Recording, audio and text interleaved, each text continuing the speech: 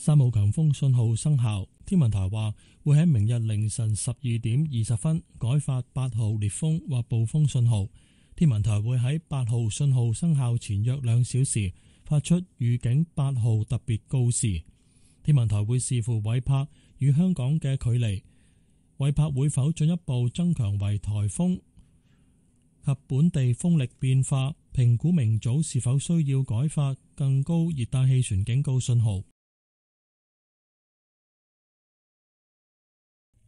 The observatory says it will issue the gale or storm signal number 8 between midnight tonight and 2 a.m. tomorrow, as severe tropical storm Wipa edges closer to the vicinity of the Pearl River estuary.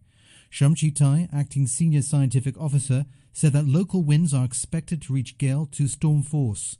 Mr. Shum also said that seas would be high, with swells, and advised people to stay away from the shore and not to engage in water sports.